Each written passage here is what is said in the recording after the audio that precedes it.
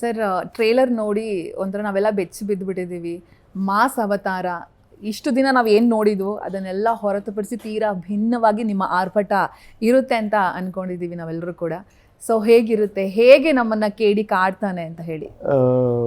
Family emotions ಬಗ್ಗೆ, family values ಬಗ್ಗೆ ಚೆನ್ನಾಗಿ ಮಾಡಿದ್ದಾರೆ ಡೈರೆಕ್ಟ್ರು.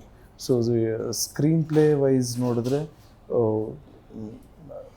ಎಲ್ಲ ಕಡೆನೂ ಎಂಗೇಜಿಂಗ್ ಆಗಿ ಇರೋದಕ್ಕೆ ಆಡಿಯನ್ಸ್ನ ಟ್ರೈ ಮಾಡಿದ್ದಾರೆ ಡೈರೆಕ್ಟ್ರು. ಸೊ ಎಂಟೈರ್ ಮೂವಿ ಟೆಂಪೋನೇ ಬೇರೆ ಥರ ಇರುತ್ತೆ. ಅಂದರೆ ಬರೀ ನಮಗೆ 2 hours 20 minutes ಇರೋ ಮೂವಿ. ನಿಮ್ಗೆ ಗೊತ್ತು ಸ್ಟಾರ್ ಕಾಸ್ಟ್ಗಳ ಬಗ್ಗೆ ಗೊತ್ತು, ಎಲ್ಲ ಸೀನಿಯರ್ ಆ್ಯಕ್ಟರ್ಸ್ ಮಾಡಿರೋದು.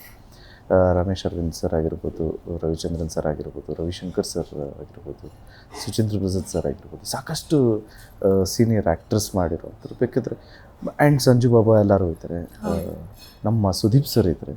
ಎಲ್ಲರಿಗೂ ಸ್ಕ್ರೀನ್ ಸ್ಪೇಸು ಕೊಡಬೇಕಾಗತ್ತೆ. ಎಲ್ಲ ಕ್ಯಾರೆಕ್ಟರ್ಸ್ಗೂ ಒಂದು ಇಂಟ್ರೊಡಕ್ಷನ್ ಥರನೂ ಬೇಕಾಗುತ್ತೆ, ಎಲ್ಲ ಕ್ಯಾರೆಕ್ಟರ್ಗೂ ಒಂದು ರೌಂಡ್ ಆಫ್ ಬೇಕಾಗುತ್ತೆ.